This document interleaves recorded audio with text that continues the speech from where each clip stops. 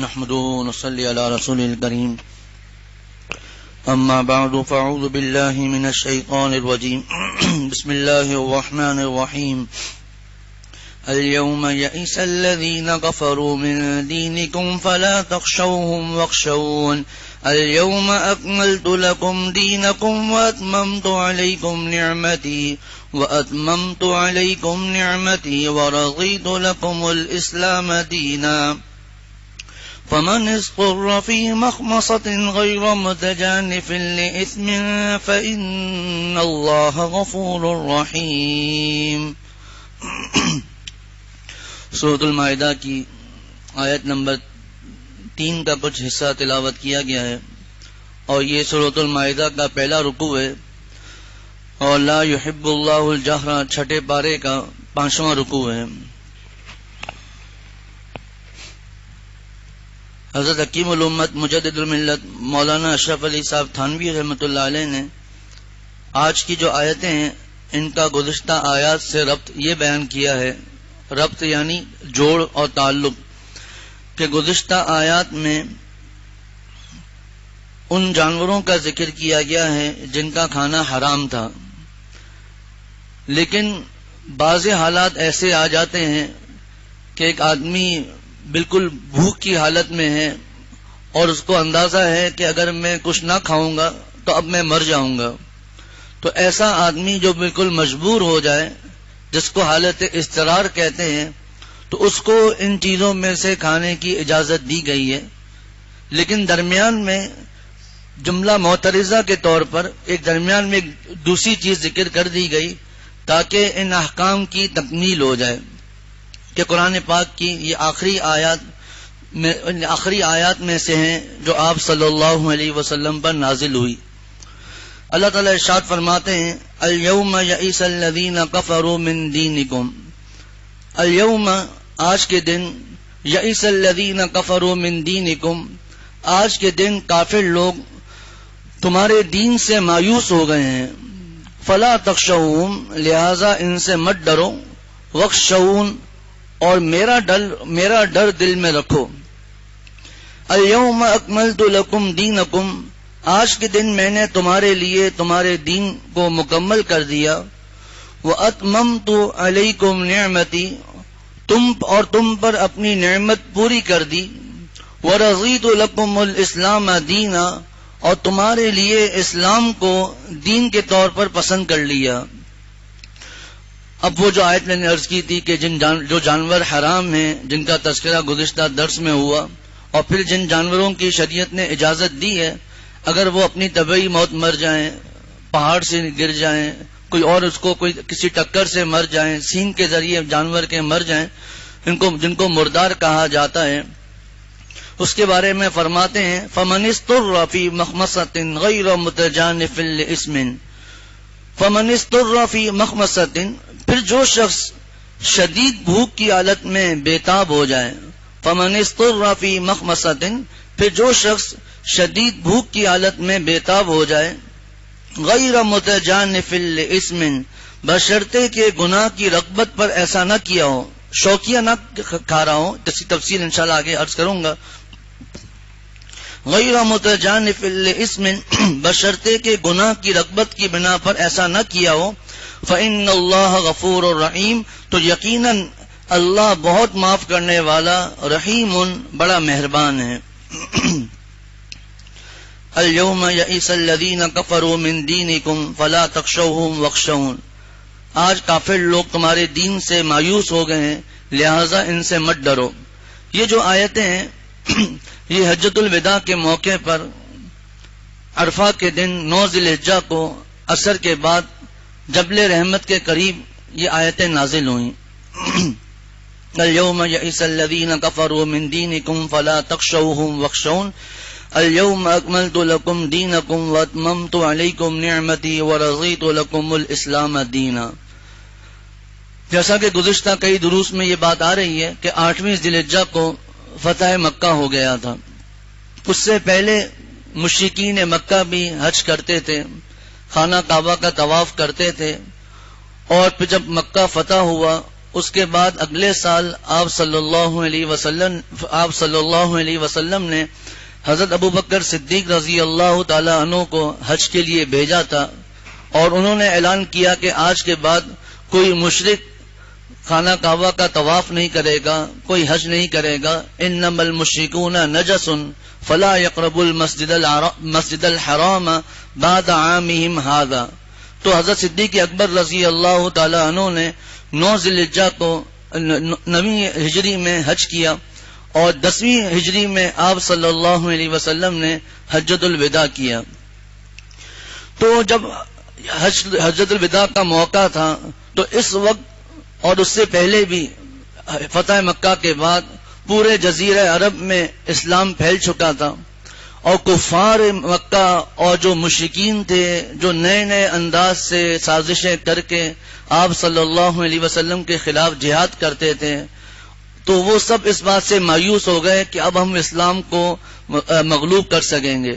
اسی طرح بعض لوگ ایسے تھے جو ایک طرف کو تھے کہ دیکھتے ہیں نعوذ باللہ آپ صلی اللہ علیہ وسلم کا کیا حال ہوتا ہے، اگر تو یہ شہید ہو گئے تو معاملہ ہی ختم ہو جائے گا، اور اگر یہ غالب آ گئے تو پھر ہم حضور صلی اللہ علیہ وسلم پر ایمان لے آئیں گے، یعنی وہ سچے ہیں.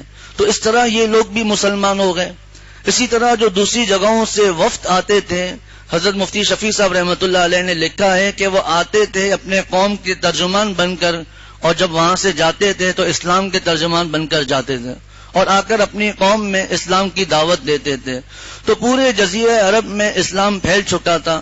جو سازشیں تھی اور سازشیں کرنے والے تھے مٹ چکے تھے، اور اب ان کی ہمت نہیں تھی کہ وہ اسلام کے بارے میں کچھ سازشیں کر سکیں.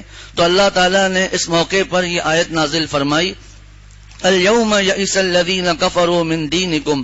آج سے مراد بعض حضرات نے لکھا ہے وہی 9 ذی الحجہ کا دن مراد ہے، عرفہ کا دن، اور بعض نے فرمایا وہ اور اس کے بعد کے دنوں میں. آج کے دن، آج کے زمانے میں بھی بظاہر ہمیں لگتا ہے کہ اسلام کو شکست نعوذ باللہ ہو رہی ہے، لیکن اگر ہم خود ان یہود اور نصارہ سے ہی پوچھیں، ہنود سے پوچھیں، تو یہ آج بھی مسلمانوں سے ڈرے ہوئے ہیں. اسی لیے چونکہ ڈرے ہوئے ہیں، اس لیے نئے نئے انداز سے مسلمانوں کے خلاف یہ لوگ سازشیں کر رہے ہیں. ان کو پتا ہے کہ اگر مسلمان جاگ گیا، یعنی اپنے تقوی پر آ گیا، ہمت پیدا ہو گئی، موت کا خوف ختم ہو گیا، دنیا کی محبت نکل گئی، تو آج بھی مسلمان ہمیں پیچھے دھکیل سکتے ہیں. اس لیے خود مسلمانوں میں بھی سازشی عناصر کو چھوڑ دیے ہیں. ہمارے اشرف المدارس کے ماسٹر خالد صاحب تھے، انہوں نے ایک شعر ہمیں سنایا تھا کہ تیر کھا کے جو دیکھا کمین گاہ کی طرف، اپنے ہی دوستوں سے ملاقات ہو گئی. پھر فرمایا کہ تاریخ شاہد ہے کہ مسلمانوں کو سب سے زیادہ نقصان مسلمانوں نے ہی پہنچایا ہے. یعنی جو منافق بن کر مسلمانوں میں رہ رہے تھے، یا منافق تو عملی نہیں تھے لیکن پیسوں کی لالچ میں، روپے کی لالچ میں، یا کسی اور لالچ میں کفار کا ساتھ دینے لگے. خیر، تو آج بھی یہ کفار ایسا نہیں ہے کہ مطمئن ہے، ان کو پتا ہے پھر حضرت عیسیٰ علیہ الصلوۃ والسلام کا جب دور آئے گا، جس کی تفصیلات گزشتہ دروس میں گزر چکی ہیں، وہ تو ایسا وقت آئے گا کہ ایک بھی کافر نہیں ہوگا. ایک ایسا وقت آئے گا سب کے سب مسلمان ہوں گے. تو فرمایا اللہ تعالیٰ نے الیوم یئس الذین کفروا من دینکم، آج کافر لوگ تمہارے دین سے مایوس ہو گئے ہیں، نا امید ہو گئے ہیں. اس کا مطلب مفسرین نے یہ لکھا ہے کہ تمہارے دین کے مغلوب ہونے سے مایوس ہو گئے ہیں، اس بات سے مایوس ہو گئے ہیں کہ اب ہم ان پر غالب ہو جائیں گے، اس سے مایوس ہو گئے ہیں. الیوم یئس الذین کفروا من دینکم فلا تخشوہم، لہذا ان سے مت ڈرو، واخشونی، میرا ڈر دل میں رکھو. ہم چونکہ وقف کرتے ہیں تو وخشون پڑھتے ہیں، لیکن وخشونی، میرا ڈر دل میں رکھو. جیسا کہ یہ عرض کیا کہ یہ آیت ایک خاص موقع پر نازل ہوئی تھی. 9ویں حجۃ الوداع ہے، 9ویں کتنی چیزیں جمع ہوں گی. حضرت مفتی شفیع صاحب رحمۃ اللہ علیہ نے تفسیر معرف القرآن میں لکھا ہے کہ 9ویں ذی الحجہ ہے جو دنوں کا سردار ہے. پھر جمعے کا دن ہے جس کے فضائل احادیث کی کتابوں میں موجود ہیں. پھر جمعے کے دن بھی عصر کے بعد کا وقت ہے جس میں مفسرین اور محدثین فرماتے ہیں دعائیں قبول ہوتی ہیں. پھر عرفہ میں بھی جبل رحمت کے پاس ہیں. عام طور پر لوگوں کو پتہ نہیں ہے، وہ حج پر جاتے ہیں جبل رحمت پر چڑھ جاتے ہیں، حالانکہ ایسا نہیں ہے، اس کے پاس رہنا ہے. جس کو موقع ہو، جس کا خیمہ وہاں کے نزدیک ہو، تو ان کے لیے بہتر یہ ہے اگر آسانی ہو تو نزدیک تھوڑی دیر کے لیے چلے جائیں. تو خیر جبل رحمت بھی ہے. پھر 1,00,000 سے زیادہ صحابہ کرام رضوان اللہ علیہم اجمعین ہیں اور سب سے بڑھ کر آپ صلی اللہ علیہ وسلم ہیں. تو اتنی بابرکت چیزیں جمع ہو گئیں اور وہاں پر یہ آیت نازل ہو رہی ہے. یہاں پر ایک بات اور بھی سمجھ لیں کہ بعض لوگ جب حج عرفہ کے دن جمعے کے دن آتا ہے، جیسا کہ گزشتہ سال جو حج ہوا تھا اس میں عرفہ جمعے کے دن تھا، تو جمعے کے دن جب عرفہ کا دن آتا ہے تو بعض لوگ اس کو حج اکبر کہتے ہیں. یہ حج اکبر ہے، حالانکہ ہر حج حج اکبر ہے. عمرے کو کہا جاتا ہے حج اصغر اور حج ہر حال میں حج اکبر ہے. جمعے کے دن اگر عرفہ کا دن آ جائے تو اس میں ایک فضیلت اور ایک خوبی یہ ہے کہ آپ صلی اللہ علیہ وسلم کے حج کے ساتھ مماثلت ہو جاتی ہے کہ حضور صلی اللہ علیہ وسلم نے جب حجۃ الوداع کیا تھا تو اس دن بھی 9 ذی الحجہ جمعے کے دن آئی تھی. اور کسی کے سال یہ موقع مل جائے تو ایک خوبی ہے، ایک اچھی بات ہے کہ آپ صلی اللہ علیہ وسلم نے بھی یوم عرفہ جمعے کے دن کیا اب بھی، لیکن لوگ اس کو حج اکبر کہتے ہیں. ایسا نہیں ہے، ہر حج حج اکبر ہے اور عمرہ حج اصغر ہے. تو یہ اتنی باتیں جمع ہو گئیں. ایک فضیلت کا دن تھا. صحابہ رضوان اللہ علیہ مجمعین فرماتے ہیں اس وقت آپ صلی اللہ علیہ وسلم اپنی اونٹنی پر سوار تھے. اس دوران قرآن کی آیتیں اتری اور حسب معمول وہی کا جو ثقل اور بوجھ تھا اتنا زیادہ تھا کہ اونٹنی بیٹھ گئی تھی اس وقت. تب یہ آیتیں نازل ہوئیں اليوم یئس الذین کفروا من دینکم فلا تخشوهم واخشون اليوم اکملت لکم دینکم واتممت علیکم نعمتی ورضیت لکم الاسلام دینا. حضرت عمر فاروق رضی اللہ تعالیٰ عنہ، اس سے پہلے ایک بات کہ جو نبی جس دور میں آیا، یہ بات بھی گزشتہ دروس میں کئی دفعہ گزر چکی ہے کہ جو نبی جس دور میں آیا، حضرت ابراہیم علیہ السلام کا جو دور تھا اس وقت یہی دین اسلام تھا، انہی کی تعلیمات دین اسلام تھی اور ان کی تعلیمات پر چلنے والے وہ مسلمان تھے. حضرت موسیٰ علیہ السلام کے زمانے میں جو دین تھا وہ وہی تھا جو حضرت موسیٰ علیہ السلام بیان کر رہے تھے، اور ان پر ایمان لانے والے جن کو یہودی اس زمانے میں کہا جاتا تھا وہی اصل مسلمان تھے. حضرت عیسیٰ علیہ السلام کے زمانے میں انہی کا دین اسلام تھا اور ان کے پیروکاروں کو نصرانی یا نصارہ کہا جاتا تھا. یہی اس وقت کے اصل مسلمان تھے.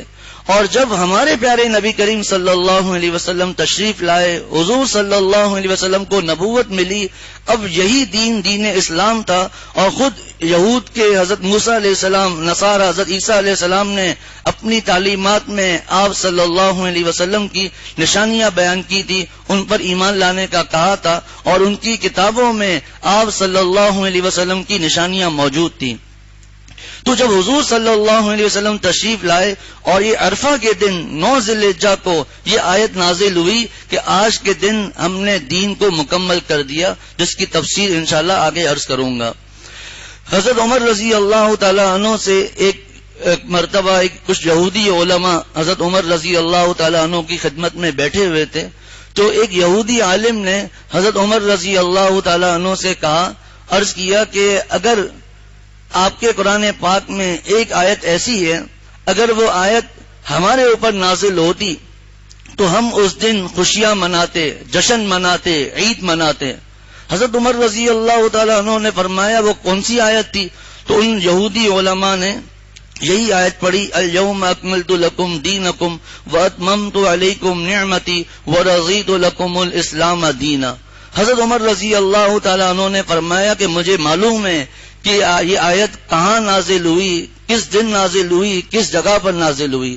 فرمایا یہ آیت جمعے کے دن نازل ہوئی جو دنوں کا سردار ہے اور فضیلت والا دن ہے، اور عرفہ کے دن نازل ہوئی جو دنوں کا سردار ہے. تو کہنے کا مقصد حضرت عمر رضی اللہ تعالیٰ عنہ کے قول کا مقصد اور بات فرمانے کا مقصد یہ تھا کہ وہ دن تو ہماری دوہری اور ڈبل عید کا دن تھا.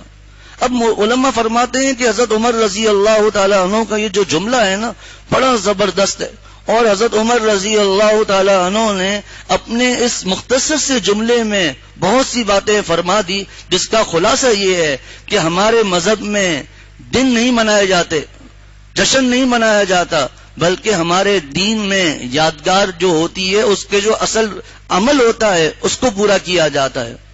ہم لوگ انسانوں کی یادگار نہیں مناتے، جیسا کہ حضرت مفتی شفیع صاحب رحمۃ اللہ علیہ نے فرمایا، کوئی بادشاہ پیدا ہوا اب اس کی یادگاریں منائی جا رہی ہیں، کسی بادشاہ کا انتقال ہوا اب اس دن سوگ منایا جا رہا ہے، کسی ملک کا کوئی جو یوم تاسیس ہے اس دن اس کو منایا جا رہا ہے. یہ تمام چیزیں فرمایا اسلام میں نہیں ہیں، بلکہ اسلام میں اصل یہ ہے کہ وہ جو دن ہے اس کے ساتھ جو اعمال ہیں اس کو پورا کرو، جس کی حضرت نے 2-3 مثالیں دی. نمبر 1 فرمایا کہ حضرت ابراہیم علیہ السلام اللہ تعالیٰ کے گاڑے دوست تھے، خلیل اللہ تھے. قرآن پاک میں اللہ تعالیٰ نے فرمایا وَإِذِ ابْتَلَىٰ إِبْرَاهِيمَ رَبُّهُ بِكَلِمَاتٍ فَأَتَمَّهُنَّ کہ ابراہیم کے رب نے ان کا امتحان لیا. میں نے پہلے بھی عرض کیا جب قرآن پاک کا ترجمہ کریں گے تو القابات وغیرہ نہیں لگائیں گے، ابراہیم ہی کہیں گے، لیکن جب اس کی تفسیر وغیرہ بیان کریں گے تو ادب سے نام لیں گے حضرت ابراہیم علیہ السلام یا خلیل اللہ حضرت ابراہیم علیہ السلام. تو ابراہیم کے رب نے ان کا امتحان لیا جس کو انہوں نے پورا کیا. تفصیلات کا موقع نہیں، وہ کیا کیا امتحانات تھے. اشارہ آگ میں ڈالا گیا، اس میں کامیاب ہوئے. قربانی کا کہا گیا، بیٹے کو قربان کرنے کا کہا گیا، اس میں پورے ہوئے. بیوی بچوں کو چھوڑ کر ہجرت کرنے کا حکم دیا، اس ہجرت مکہ شریف میں اپنے بیوی بچوں کو چھوڑ کر صحرا میں کچھ نہیں، نہ کھانے کو ہے نہ پینے کو ہے. اللہ کا حکم آیا ان کو چھوڑ کے جائیے، وہ ان کو چھوڑ کے چلے گئے.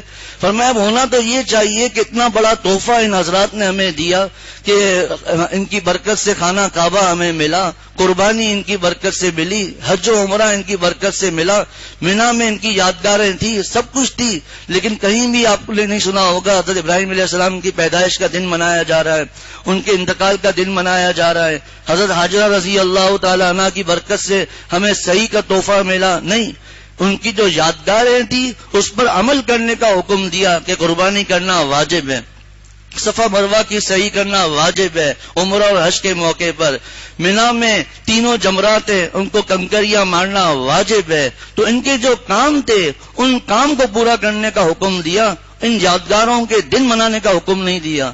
فرمایا پھر آگے بڑھیے. ہمارے فرمایا عیسائیوں نے بھی، نصرانیوں نے بھی یہ شروع کر دیا کہ جس دن حضرت عیسیٰ علیہ الصلوۃ والسلام کی پیدائش ہوئی اس دن کو وہ لوگ منانے لگے. حضرت مفتی شفیع صاحب رحمۃ اللہ علیہ تقریباً آج سے 50-60 برس پہلے فرما رہے ہیں کہ یہاں تک کہ دوسری قوموں کی نقل کر کے مسلمان بھی اس میں مبتلا ہونے لگے.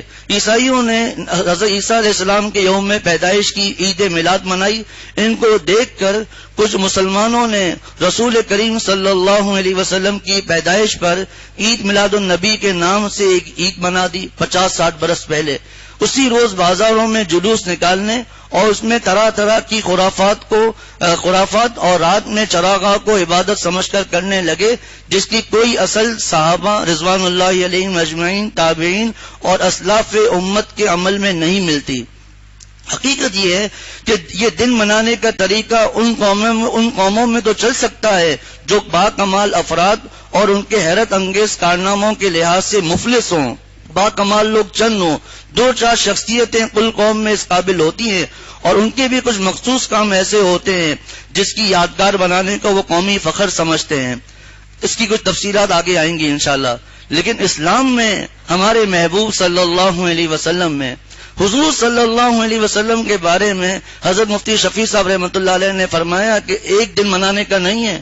حضور صلی اللہ علیہ وسلم کی زندگی تو ایسی تھی اگر منانے پر آئیں تو ہر سال نہیں، ہر دن نہیں، ہر گھنٹہ آپ صلی اللہ علیہ وسلم کا ایسا یادگار ہے کہ اس کو منانا چاہیے. قرآن پاک جس وقت نازل ہوا، پھر اس کے بعد کے جو حالات ہیں، پھر بدر کا میدان ہے، خندق کا معاملہ ہے، تبوک ہے، فتح مکہ ہے، ہجرت ہے، تمام چیزیں ایسی ہیں جن کو منایا جائے. لیکن اسلام میں ایسا نہیں ہے. پھر آپ صلی اللہ علیہ وسلم کے جو صحابہ رضوان اللہ علیہم اجمعین تھے، 1,24,000 کم و بیش، یہ صحابہ بھی ایسے تھے کہ ان کا ایک ایک دن ایسا ہے، یادگاریں ایسی ہیں. جب ہم سیرت پڑھیں گے، صحابہ کے حالات پڑھیں گے تو ہمارے سامنے آئے گا کہ ایک ایک دن ایسا ہے کہ اس کو منایا جائے. پھر درمیان میں ایک بات رہ گئی، صحابہ سے پہلے کرنی چاہیے تھی کہ جو انبیاء علیہم الصلوۃ والسلام ہیں ان کی بھی یادگاریں ایسی ہیں کہ ان کو منایا جائے. فرمایا لیکن اسلام میں ایسا نہیں ہے، بلکہ ان یادگاروں سے جو ہمیں سبق ملتے ہیں اور اسباق ملتے ہیں، جو باتیں ملتی ہیں، اس پر عمل کرنے کی ضرورت ہے. فرمایا اسی طرح شب برات ہے، اعمال ہیں، شب قدر ہے، اعمال ہیں، رمضان ہے، اعمال ہیں. فرمایا عید بھی صرف 2 ہیں، وہ بھی عبادات کے ساتھ، کہ رمضان کے روزے پورے کیے، اور اشہر حج کے مہینے 3 ہیں، شوال، ذیقعدہ، ذی الحجہ. اشہر حج کا جو پہلا دن ہے 1 شوال، یہ عید کا دن ہے. پھر قربانی کی جو عید ہے وہ بھی جب حاجی اپنے حج کو ایام رکن کو پورا کر لیں تو اس کے بعد کے دن ہیں. تو یہ تمام چیزیں جو اسلام میں ہیں یہ سب کی سب ایک خاص وقت کے ساتھ ہیں. عبادات کا ہے، دنوں کو نہیں منایا جاتا. حضرت مفتی محمود الحسن گنگوئی رحمۃ اللہ علیہ ان فتاوی محمودیہ میں اس صفتہ موجود ہے کہ ایک شخص نے، کسی نے حضرت مفتی محمود الحسن صاحب گنگوئی رحمۃ اللہ علیہ سے پوچھا کہ حضرت یہ فلان دن کے موقع پر چھٹی ہونی چاہیے. آج کل ہمارے جو اپنے آپ کو اہل حق کہلاتے ہیں یہ لوگ بھی کہنا شروع کر دیا ہے کہ فلان دن میں حضرت عمر رضی اللہ تعالیٰ عنہ شہید ہوئے ہیں، چھٹی دے دو. حضرت ابوبکر صدیق رضی اللہ تعالیٰ عنہ کا جس دن وہ عام تعطیل. میں کہا کرتا ہوں کہ پہلے مدارس والے ان دنوں کو میں بند کریں گے مدرسوں کو، پھر ہم دوسروں سے کیوں مطالبہ کر رہے ہیں. حضرت حکیم الامت مجدد الملت مولانا اشرف علی صاحب تھانوی رحمۃ اللہ علیہ، حضرت کی باتیں بڑی پیاری اور عجیب و غریب ہوتی تھی. فرمایا اب ہڑتال کو بھی دین کا نام دے دیا ہے. ہنس کے فرمایا کہ ہڑتال تو بال صاف کرنے کے لیے ہوتی ہے، ایک پاؤڈر ہوتا ہے اس کو بال صاف کرنے کے لیے ہوتی ہے. آپ اس دن ہڑتال مناتے ہیں اور غریبوں کے مال کو صاف کر دیتے. بیچارے جو غریب ہیں وہ لوگ روز کے کھانے والے ہوتے ہیں، وہ اس دن کیسے کھائیں گے؟ فرمایا یہ اسلام میں نہیں ہے. یہ ہم نے غیروں سے چیزیں لے لی ہیں، ہڑتال منانا، دنوں کے بند کرنا. حضرت عمر رضی اللہ تعالیٰ عنہ کی شہادت ہے تو عام تعطیل کریں. حضرت ابوبکر رضی اللہ تعالیٰ عنہ کے دل میں عام تعطیل. اشرف المدارس میں نے طلباء سے عرض کیا کہ ایک اشرف المدارس میں اندازہ یہ ہے کہ روزانہ تقریباً 70 قرآن پورے ہوتے ہیں. 70 پارے نہیں، 70 قرآن پاک. کیا حضرت عمر رضی اللہ تعالیٰ عنہ اس بات کو پسند کریں گے کہ میرے دن کو منایا جائے اور اس دن 70 قرآن پاک نہ پڑھے جائیں؟ پھر اسی طرح دور حدیث میں کتنے طلباء ہوتے ہیں، کتنی مرتبہ وہ درود شریف پڑھتے ہیں، کتنے نیک اعمال ہوتے ہیں. کیا حضرت عمر رضی اللہ تعالیٰ عنہ اس کو پسند کریں گے؟ نہیں. حضرت عمر رضی اللہ تعالیٰ عنہ کا دن منانا یہ ہے کہ ان کی سیرت کو اپنایا جائے. تو خلاصہ یہ ہے کہ اسلام. اچھا، تو مفتی محمود الحسن صاحب گنگوئی رحمۃ اللہ علیہ سے کسی نے کہا کہ فلاں دن کی تعطیل کا شریعت میں کوئی ثبوت ہے، اب تعطیل ہو؟ تو حضرت نے کوئی قرآن و حدیث کا جواب نہیں دیا، ایک ایسا عجیب و غریب جواب دیا. فرمایا کہ اسلام کی اتنی یادگار ہیں پھر تو پورا سال تعطیل ہونی چاہیے. اسلام کی اتنی یادگاریں ہیں پھر تو پورا سال تعطیل ہونا چاہیے. غزوہ بدر کو لے لیں، کیا یہ تعطیل کا دن نہیں ہے؟ غزوہ احد کو لے لیں، کتنے غم کا دن ہے. خندق کو، تبوک کو، صحابہ کے واقعات، آپ صلی اللہ علیہ وسلم کے واقعات، کہیں خوشی کے، کہیں کیا معاملات. اسلام میں اس کی اجازت نہیں ہے. تو میں عرض کر رہا تھا حضرت مفتی شفیع صاحب رحمۃ اللہ علیہ کی بات جو ابھی پڑھی گئی کہ یہ دن منانا اور یہ سب چیزیں کرنا، جس کا بھی تفصیلاً انشاءاللہ جواہر الفقہ جو حضرت مفتی شفیع صاحب رحمۃ اللہ علیہ کا ایک کتاب ہے، عجیب و غریب کتاب ہے علماء کے لیے. اس میں ایک رسالہ ہے بدعات کے بارے میں، عرس کے بارے میں، بڑی تفصیل ہے لیکن میں بہت مختصر اس میں سے عرض کروں گا. اب قرآن پاک کی یہ جو آیتیں ہیں ان کی مختصر تفسیر. فرمایا اللہ تعالیٰ نے الیوم یئس الذین کفروا من دینکم. مایوس ہونے سے مراد یہ ہے کہ آج کے دن کافر تمہارے دین سے مایوس ہو گئے. مایوس ہونے سے مراد ہے کہ دین کے مغلوب ہونے سے مایوس ہو گئے، کہ اسلام مغلوب ہو جائے اس سے مایوس ہو گئے. فلا تخشوہم واخشونی، لہذا ان سے مت ڈرو، میرا ڈر اپنے دل میں رکھو. آگے فرمایا الیوم اکملت لکم دینکم. تو عرض کر دیا حضرت عمر رضی اللہ تعالیٰ عنہ نے فرمایا کہ ہمارے لیے دوہری عید ہے، لیکن عید کو نہیں منایا گیا بلکہ دین کے جو احکامات ہیں اس پر عمل کر کے بتلا دیا کہ اسلام میں یہی معاملات ہیں. الیوم اکملت لکم دینکم، آج میں نے تمہارے لیے تمہارے دین کو مکمل کر دیا. اس کا مطلب کیا ہے؟ حضرت حکیم الامت تھانوی رحمۃ اللہ علیہ فرماتے ہیں دین کو مکمل کر دیا مطلب یہ ہے قوت میں بھی اور احکام و قواعد میں بھی. قوت میں بھی مکمل کر دیا کہ کفار مایوس ہو گئے، اور شریعت کے احکام و قواعد جس کی تفصیل ابھی عرض کروں گا اس میں بھی مکمل کر دیا. اب کس میں مکمل کیا؟ حضرت مفتی شفیع صاحب رحمۃ اللہ علیہ فرماتے ہیں جتنے دین کے فرائض ہیں، واجبات ہیں، احکام ہیں، حدود ہیں، سب کے سب کو مکمل کر دیا. اب نہ اس میں اضافے کی ضرورت ہے نہ کمی کی ضرورت ہے۔ کوئی کہہ سکتا ہے جی جو نئے نئے مسائل آتے ہیں علماء جو اس کو بیان کرتے ہیں یہ تو پھر دین میں اضافہ کر دیا۔ فرمایا کہ اس سے مراد یہ ہے کہ جتنے احکامات ہیں ان احکامات میں سے اجماع بھی ہے، اجتہاد بھی ہے، قیاس بھی ہے، ان سب کے قوانین اللہ تعالیٰ نے بیان کر دیے۔ اب یہ اجماع کیا ہے، یہ اجتہاد کیا ہے، یہ قیاس کیا ہے، اس کا یہاں موقع نہیں ہے۔ بس جتنے نئے نئے مسائل آتے ہیں وہ علماء اپنی طرف سے نہیں بیان کر دیتے، اس کے پیچھے قرآن و حدیث کے دلائل ہیں۔ جس طرح ایک آسان سی مثال لے لیں، ٹی وی حرام ہے دیکھنا، قرآن پاک میں کہاں لکھا ہوا ہے ٹی وی حرام ہے؟ حدیث میں کہاں ہے ٹی وی حرام ہے؟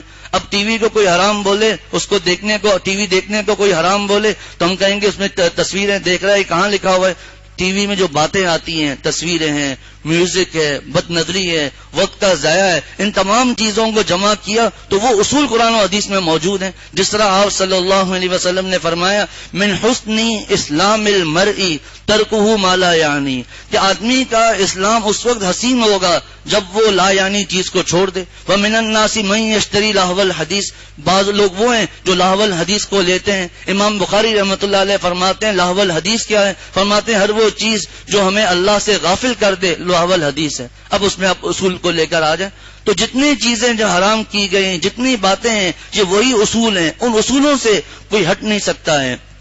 اليوم اکملت لکم دینکم، آگے واتممت علیکم نعمتی، تم پر اپنی نعمت میں نے پوری کر دی۔ یہاں سے کیا مراد ہے؟ یہ بھی تقریباً وہی بات ہے کہ اللہ تعالیٰ نے جو دینی انعامات ہیں ان کی تکمیل ہو گئی، دنیاوی انعام کی قوت حاصل ہو گئی، اور بعض حضرات نے فرمایا مسلمانوں کو غلبہ حاصل ہو گیا، ان کو عروج حاصل ہو گیا، ان کے مخالفین مغلوب ہو گئے، فتح مکہ ہو گیا، جس کے بعد کفاروں کو ہمیشہ کے لیے حج کرنے سے منع کر دیا گیا۔ ہاں مسلمان ہو جائیں تو بات دوسری ہے۔ اسی طرح جاہلیت کے جتنے نشانات تھے ان سب کو مٹا دیا گیا۔ وَأَتْمَمْتُ عَلَيْكُمْ نِعْمَتِي، اور تم پر اپنی نعمت پوری کر دی۔ وَرَضِيتُ لَكُمُ الْإِسْلَامَ دِينًا، اور تمہارے لیے اسلام کو دین کے طور پر ہمیشہ کے لیے پسند کر دیا، تمہارے لیے اسلام کو دین کو ہمیشہ کے طور پر پسند کر دیا۔ اب اسلام کے علاوہ جو ہے وہ قبول نہیں۔ وَمَن يَبْتَغِ غَيْرَ الْإِسْلَامِ دِينًا فَلَن يُقْبَلَ مِنْهُ، جو اسلام کے علاوہ کسی اور چیز کو تلاش کرے گا اس کو قبول نہیں کیا جائے گا۔ اب جواہر الفقہ میں تفصیلات تو بہت زیادہ ہیں لیکن میں مختصراً عرض کروں گا۔ حضرت حکیم الامت مجدد الملت حضرت مفتی اعظم پاکستان حضرت مفتی شفیع صاحب رحمۃ اللہ علیہ نے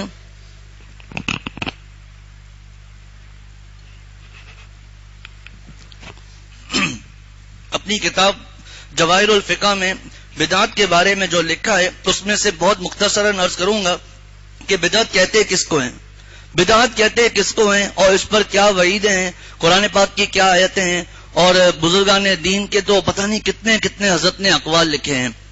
لغت میں یعنی ڈکشنری کے اعتبار سے بدعت ہر نئی چیز کو کہتے ہیں، اور شریعت میں بدعت کی تعریف کیا ہے؟ تعریف کا مطلب وہ نہیں بدعت شریعت نے کوئی تعریف کی ہے، مطلب بدعت کا حضرت مفتی نعیم صاحب دامت برکاتہ میرے استاذ اپنی کتاب تفہیم الفقہ جلد نمبر 1 میں بدعت کی یہ تعریف کی ہے، ہر وہ نیا کام جس کو دین کا حصہ سمجھ لیا جائے اور اس کی اصل قرآن و سنت میں یا صحابہ تابعین اور تبع تابعین کے زمانے میں موجود نہ ہو، جس کو دین سمجھ لیا جائے۔ اور حضرت مفتی شفیع صاحب رحمۃ اللہ علیہ نے جو اس کی تعریف کی ہے، اس کا مطلب بیان کیا ہے، وہ یہ ہے کہ عبادت کا ہر ایسا نیا طریقہ جو زیادہ ثواب حاصل کرنے کی نیت سے رسول اللہ صلی اللہ علیہ وسلم اور خلفائے راشدین کے بعد اختیار کیا گیا ہو، اور آن حضرت صلی اللہ علیہ وسلم اور صحابہ کرام رضوان اللہ علیہم اجمعین کے زمانے میں سبب موجود ہونے کے باوجود نہ قولاً ثابت ہو نہ فعلاً ثابت ہو۔ دونوں کا خلاصہ بس یہی ہے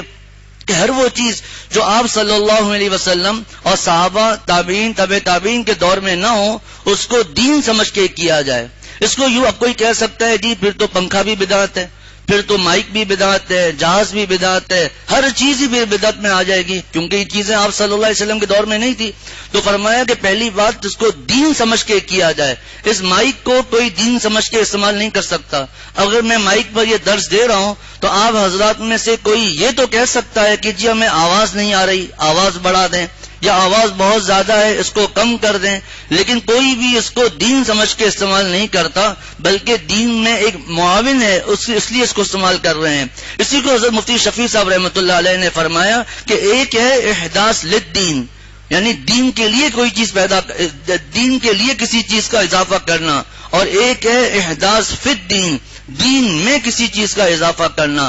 احداث للدین بدعت نہیں ہے، احداث فی الدین بدعت ہے۔ مثال کے طور پر حضرت اس کی مثال حضرت شیخ الاسلام مفتی محمد تقی عثمانی صاحب دامت برکاتہم نے ایک دی ہے جو بہت آسان مثال ہے کہ ایصال ثواب قرآن و حدیث سے ثابت ہے کہ کسی کا انتقال ہو جائے اس کے لیے قرآن پاک کی تلاوت کر کے اس کو ثواب پہنچانا، اس کے لیے صدقہ جاریہ میں پیسے لگانا، اس کی طرف سے عمرہ کرنا، اس کی طرف سے یہ طواف کرنا، اس کی طرف سے کوئی بھی نیکی کر دینا، یہ چیز تو ثابت ہے۔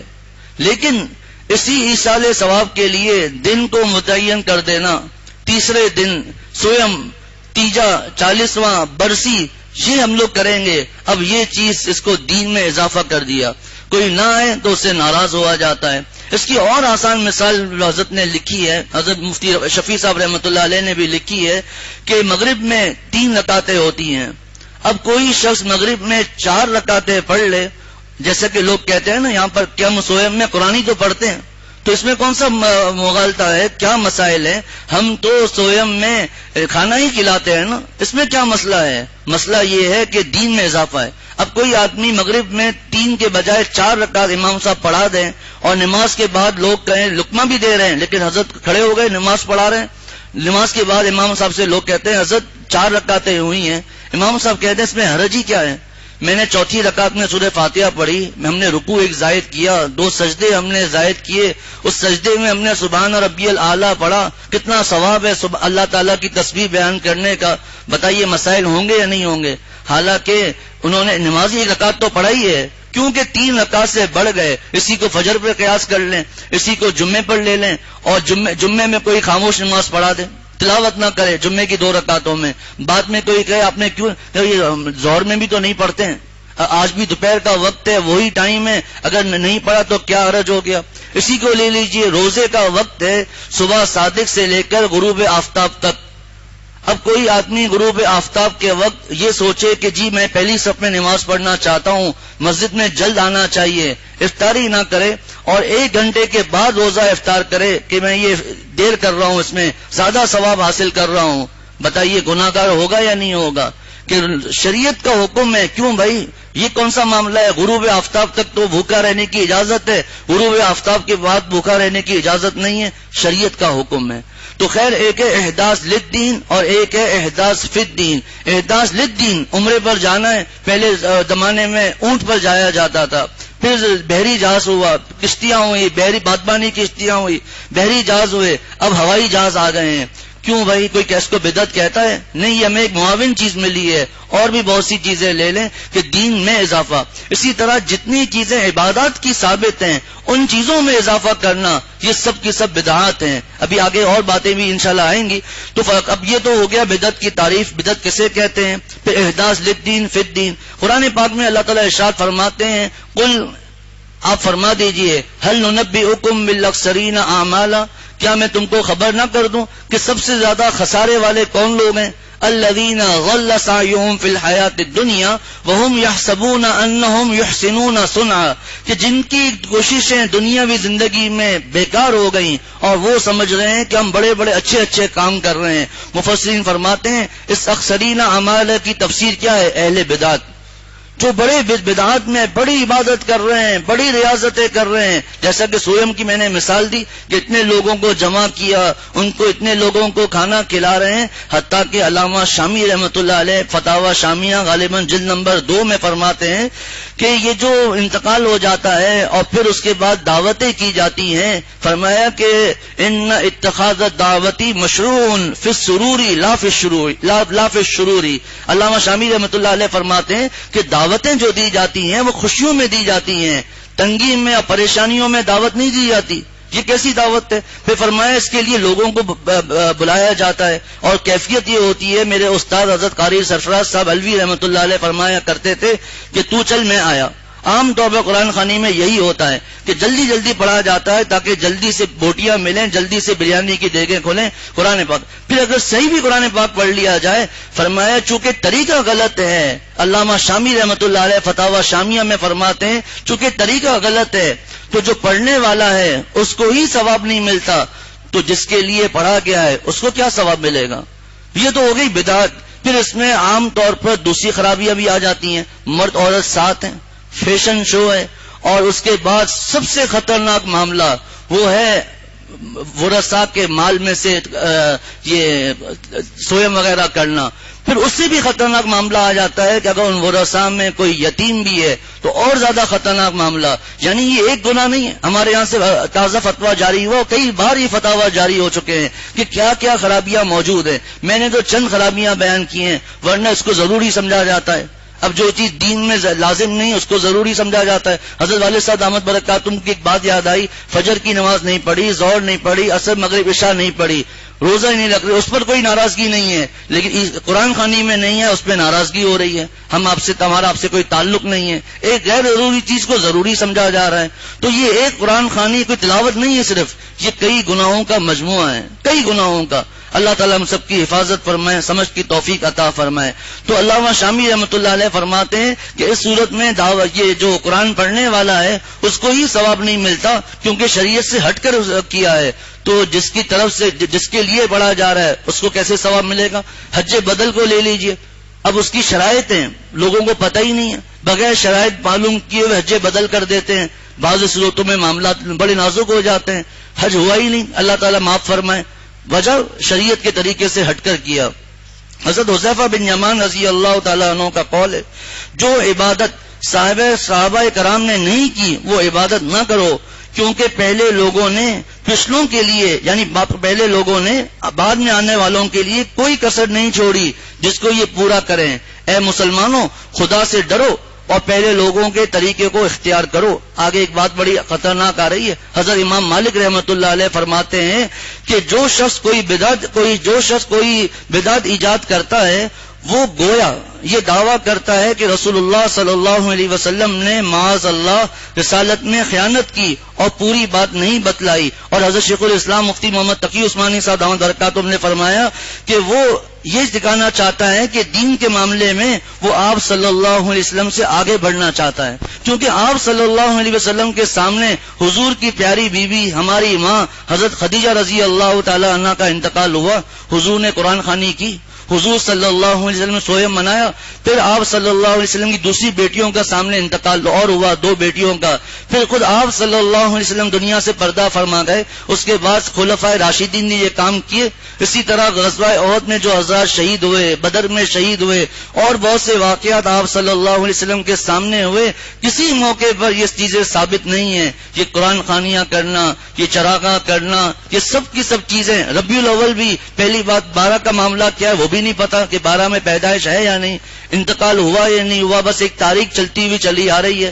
حضرت مفتی شفیع صاحب رحمۃ اللہ علیہ نے 2 تاریخ بیان کی ہے، تو بعضوں نے 3 کی. اس میں حضور کا وصال ہوا.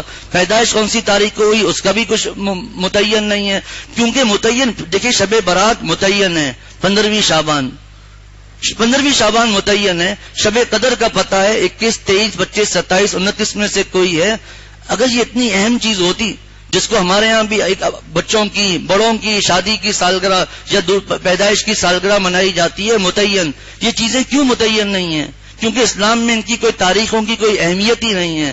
ورنہ صحابہ رضوان اللہ علیہم اجمعین جو کہ آپ صلی اللہ علیہ وسلم کی ہر ادا کو محفوظ رکھتے تھے تو وہ ان چیزوں کو کیوں محفوظ نہیں رکھتے؟ حضرت عبداللہ ابن عمر رضی اللہ تعالیٰ عنہما کے بارے میں مشہور ہے کہ وہ اتباع سنت کے دیوانے تھے، شیدائی تھے اتباع سنت کے. ایک دفعہ جا رہے تھے، قافلے کو رکوایا کہ رکو، اور اٹھ کر کنارے پر تھوڑی دیر کے لیے گئے، وہاں بیٹھے اور واپس آ کر پھر سواری پر بیٹھ گئے.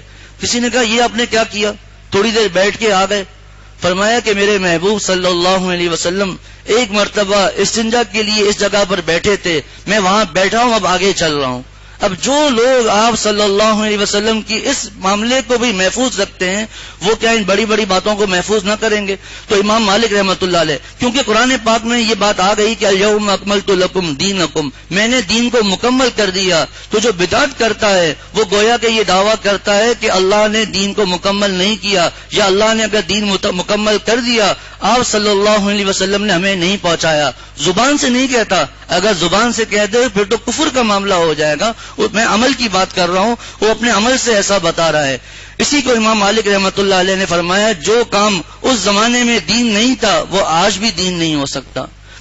کل جمعے میں بھی عرض کیا تھا، بعض لوگ کہتے ہیں ہم مولویوں کو مانتے ہی نہیں ہیں، جملہ ہی بے ادبی کا ہے، گستاخی والا ہے، لیکن چلو اگر آپ مولویوں کو نہیں مانتے سیرت کی کتابوں میں پڑھ لیں، آپ صلی اللہ علیہ وسلم کے جو معاملات ہیں، جو واقعات ہیں، صحابہ کے جو واقعات ہیں، وہاں پر یہ سب چیزیں دیکھ لیں۔ یہ چراغاں کرنا، یہ روشنیاں کرنا، افسوس تو اس بات کا ہے کہ اپنے آپ کو اہل حق کے کہلانے والے وہ بھی ان موقعوں پر اپنی مسجدوں کی لائٹیں مسجدوں میں لگاتے ہیں اور اس کی تصویریں شیئر کرتے ہیں کہ دیکھو ہماری مسجد ہم نے 12 ربیع الاول میں کیسا روشن کیا ہوا ہے۔ اب اہل حق کا اپنے آپ کو کہلانے والے مفتی ہو کر، چونکہ پرسوں میں کچھ دن پہلے بھی عرض کیا تھا، اگر ہم کہیں گے تو ہماری امامت نکل جائے گی، اتنی شاندار مسجد کی امامت ملی ہوئی ہے، تو اگر ہم ان کو حق بات بتائیں گے تو ہماری امامت ختم ہو جائے گی۔ اب جب لوگ ایسے معاملات دیکھتے ہیں تو کہتے ہیں کہ اس مفتی سے آپ بڑھ کر ہیں جس نے اپنی مسجد میں لائٹیں لگائی ہوئی ہیں۔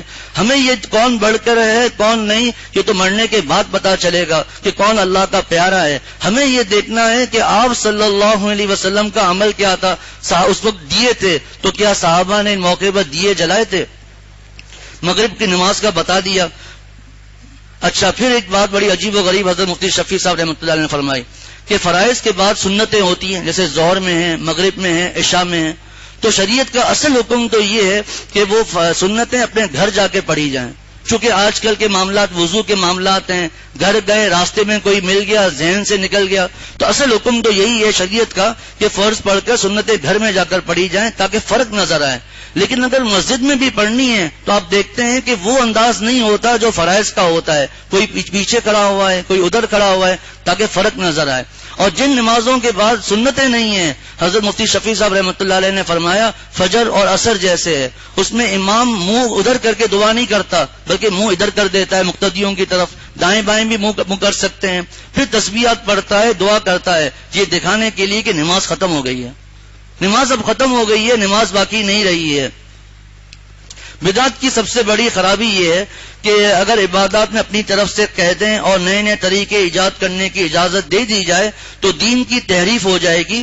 کچھ عرصے کے بعد پتہ بھی نہ لگے گا کہ اصل عبادات جو رسول اللہ صلی اللہ علیہ وسلم نے بتلائی تھی وہ کیا تھی اور کیسی تھی، اصل جو عبادت تھی وہ کیسی تھی۔ جیسا کہ میں نے عرض کیا کہ شریعت نے جتنا بتایا ہے، اب بہت بدعات تو اتنی ہیں، اگر ہم ہر ایک کو بیان کریں تو 3-4 دروس تو انہی میں نکل جائیں گے کہ اتنی بدعات آ چکی ہیں۔ آگے ابھی انشاءاللہ میں عرض کروں گا کہ بدعات جب آدمی کرے گا اور اس کو چھوڑے گا نہیں تو اس کے معاملات کیا ہوں گے، کیا تھا خطرناک معاملہ ہے۔ اب آپ صلی اللہ علیہ وسلم کی کچھ اقوال اور صحابہ کے اقوال۔ حضرت عائشہ رضی اللہ تعالی عنہا سے روایت ہے، رسول اللہ صلی اللہ علیہ وسلم نے فرمایا جو شخص ہمارے دین میں کوئی نئی چیز داخل کرے جو دین میں داخل نہیں وہ مردود ہے۔ اذان کا کیا طریقہ ہے؟ آپ صلی اللہ علیہ وسلم کے دور میں اذان کس طرح تھی، اس سے پہلے کیا تھا، اس کے بعد میں کیا تھا؟ اب جو اذان میں ان چیزوں کے اضافہ کرے گا یہ بدعت ہو جائے گی۔ درود شریف پڑھنے کا طریقہ کیا ہے، جو اس میں اضافہ کرے گا بدعت ہو جائے گی۔ اور ایصال ثواب کا میں نے بتا دیا سب چیزیں۔ ایک اور روایت میں ہے کہ آپ صلی اللہ علیہ وسلم اپنے خطبے میں فرمایا کرتے تھے کہ بہترین کتاب اللہ کی کتاب ہے، بہترین طریقہ اور طرز عمل محمد صلی اللہ علیہ وسلم کا طریقہ اور طرز عمل ہے، اور بدترین چیز نئی ایجاد کردہ بدعتیں ہیں، اور ہر بدعت گمراہی ہے۔ اور ایک روایت میں ہے کہ ہر نو ایجاد یعنی نئی ایجاد عبادت بدعت ہے اور ہر بدعت جہنم میں ہے۔ رسول اللہ صلی اللہ علیہ وسلم نے فرمایا کہ جو شخص لوگوں کو صحیح طریقے ہدایت کی طرف بلائے تو ان تمام لوگوں کے عمل کا ثواب اس کو ملے گا جو اس کی اتباع کرے بغیر اس کے کہ ان کے ثواب میں کچھ کمی کی جائے۔ جو کسی کو نیکی کی طرف دعوت دیتا ہے تو جو دعوت دینے والا ہے اس کو ثواب ملے گا، جو عمل کرے گا اس کا ثواب بھی اس کو ملے گا، اور جو شخص کسی گمراہی کی طرف لوگوں کو دعوت دے تو اس پر ان سب لوگوں کو گناہ لکھا جائے گا جو اس کی اتباع کریں گے بغیر اس کے کہ ان کے گناہوں میں کچھ کمی کی جائے۔ آپ صلی اللہ علیہ وسلم نے فرمایا جو شخص کسی بدعتی کے پاس گیا اور اس کی تعظیم کی تو اس شخص نے گویا اسلام کو ڈھانے میں اس کی مدد کی۔ حضرت حسن رضی اللہ تعالیٰ عنہ نے فرمایا آپ صلی اللہ علیہ وسلم سے روایت کر کے، اگر تم چاہتے ہو کہ تمہیں پل صراط پر دیر نہ لگے اور سیدھے جنت میں جاؤ تو اللہ کے دین میں اپنی رائے سے کوئی نیا طریقہ پیدا نہ کرو۔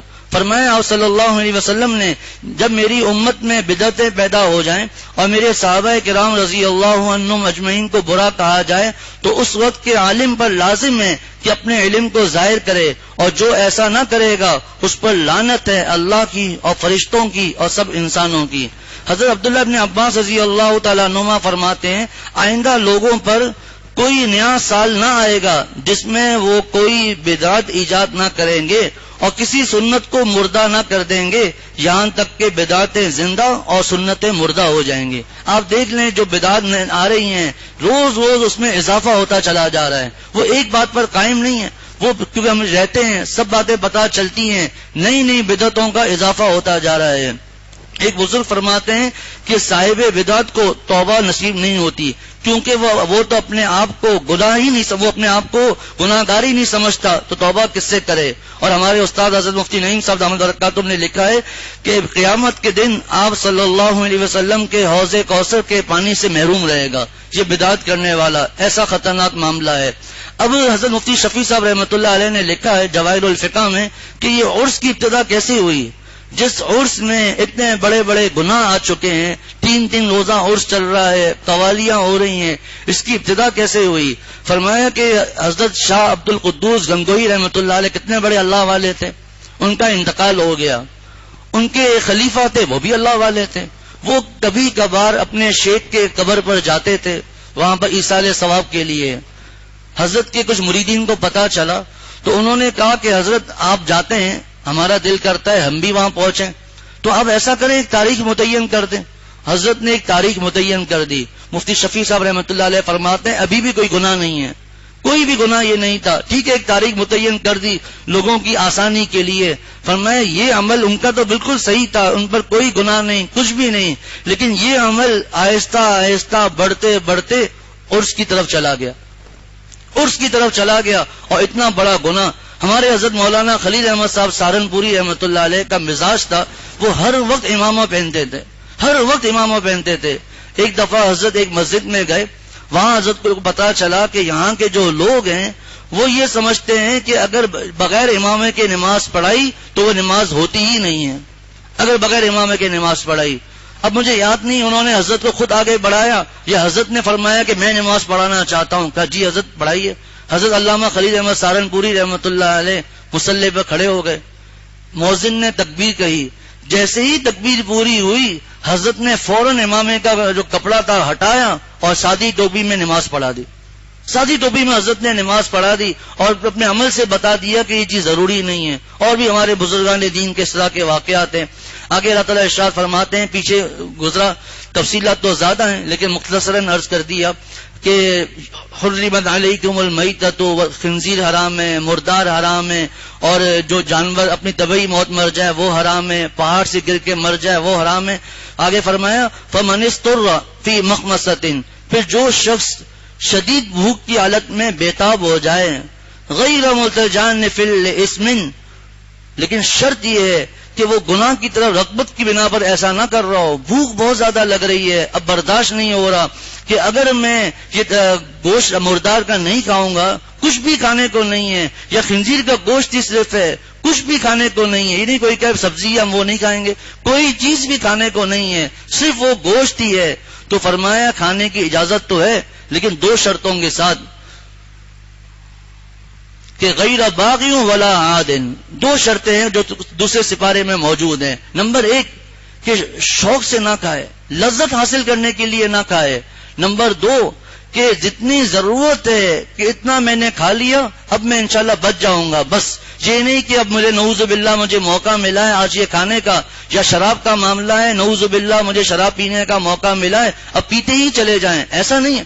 جتنی نمبر ایک لذت حاصل کرنا مقصود نہ ہو کہ شوق کی۔ اب اسی میں ایک وہ بات آئے گی جس کو ہمارے حضرت والا رحمۃ اللہ علیہ فرماتے تھے کہ اگر مجبوراً تصویر کھنچوانی پڑے، وہ بات ابھی آگے عرض کروں گا، تو شوقیہ نہیں کھنچوانی، وہ بزرگان دین کی باتیں ایسے ہی نہیں ہوتی، یہ اس آیت سے ثابت ہو رہا ہے۔ تصویر حرام ہے، لیکن جب پاسپورٹ کے لیے، حج کے لیے، عمرے کے لیے یا کسی اور وجہ سے تصویر کھنچوانی پڑے تو اپنے چہرے پر پورے نئے کپڑے پہن کر، نئی ٹوپی پہن کر، امامہ باندھ کر، نئے نئے انداز سے نہیں، غم کی کیفیت ہو، افسوس ہو کہ میں اپنے مالک کی نافرمانی کر رہا ہوں، دل میں سوچے کہ اے اللہ میں مجبور ہوں، اگر مجھے مجبوری نہ ہوتی تو میں ہر چیز یہ تصویر نہ کھنچواتا۔ تو اللہ تعالیٰ کیا فرما رہے ہیں؟ فَمَنِ اسْتُرَّ فِي مَخْمَصَةٍ، مجبور ہو جائے، غیر متجانف لِلْإِثْمِ، گناہ کی طرف رغبت کی بنا پر ایسا نہ کر رہا ہو۔ دو شرطیں بتا دی کہ اتنا کھائے جتنی ضرورت ہو، نمبر دو شوق اور لذت حاصل کرنے کے لیے نہ کھائے، بس زندگی باقی رکھنے کے لیے کھائے، اتنا کھا لے کہ زندگی باقی رہے۔ اس کے باوجود فرما رہے ہیں یہ سور، یہ خنزیر، یہ مردار جو چیزیں ہیں، جس کا مطلب یہ نہیں ہے تمہارے لیے حرام حلال ہو گئی ہیں تو پھر بھی وہ حرام۔ فَإِنَّ اللَّهَ غَفُورٌ رَحِيمٌ، یقیناً اللہ بہت معاف کرنے والا بڑا مہربان ہے، یقیناً اللہ بہت معاف کرنے والا بڑا مہربان ہے۔ اگر تم سے تھوڑا سا زیادہ بھی ہو گیا، ذہن نہیں گیا، تھوڑا زیادہ بھی ہو گیا تو اللہ تعالیٰ اس کو معاف کر دیں گے۔ تو میں نے ایک بات عرض کری تھی کہ جو تصویر کھنچوانے کا جو معاملہ جو میں نے اپنے حضرت والد صاحب سے سنا، حضرت کی بات کہ حضرت شاہ عبد الغنی صاحب پھول پوری رحمۃ اللہ علیہ کی بات، وہ قرآن پاک کی اس آیت سے ثابت ہے کہ اگر مجبور ہو جاؤ حرام کام کرنے پر، جیسا کہ تصویر کا معاملہ ہے، مجبوری آ گئی ہے، اب اس موقع پر کوئی خوشی نہیں ہونی چاہیے کہ آج موقع مل گیا ہے تصویر کھنچواؤ، میں اپنے اور بار بار اس کو دیکھ بھی رہا ہے۔ حضرت والد صاحب دامت برکاتہم سے میں نے سنا کہ حضرت مولانا مظہر صاحب دامت برکاتہم نے حضرت والا سے فرمایا، عرض کیا کہ حضرت میرے پاس حضرت شاہ عبد الغنی صاحب پھول پوری رحمۃ اللہ علیہ کی تصویریں ہیں، فرمایا جلا دو، مجھے دیکھنی بھی نہیں ہے۔ ہم اس کو محبت سمجھتے ہیں ان تصویروں کو دیکھنا، کیا حضرت والا کا عشق تھا حضرت پھول پوری رحمۃ اللہ علیہ سے، فرمایا مجھے دیکھنا بھی نہیں ہے۔ اسی لیے فتوے میں ہمارے یہاں کے فتوے میں موجود ہے، دیوبند کے کتمے میں موجود ہے، اور غالباً جواہر الفقہ میں مفتی شفیع صاحب کا بھی شفیع صاحب رحمۃ اللہ نے لکھا ہے کہ تصویر جس طرح کھنچوانا حرام ہے اس کو دیکھنا بھی حرام ہے۔ یہ نہیں کہ کسی کی تصویر رکھی ہوئی ہے اس کو دیکھ رہا ہے، تو تصویر جس طرح کھنچوانا حرام تو دیکھنا بھی حرام۔ تو اور اگر مجبوری آ گئی، جیسے میں نے عرض کیا ویزا وغیرہ کی، تو دل میں اللہ سے معافی مانگے کہ اللہ میں مجبور ہوں، اس لیے میں تصویر کھنچوا رہا ہوں، مسکرا کر خوش ہو کر تو یہ تصویر نہیں کھنچوانی۔ اللہ تعالیٰ ہم سب کو قرآن پاک کے احکامات پر عمل کرنے کی توفیق عطا فرمائے۔ وآخر دعوانا ان الحمد للہ رب العالمین۔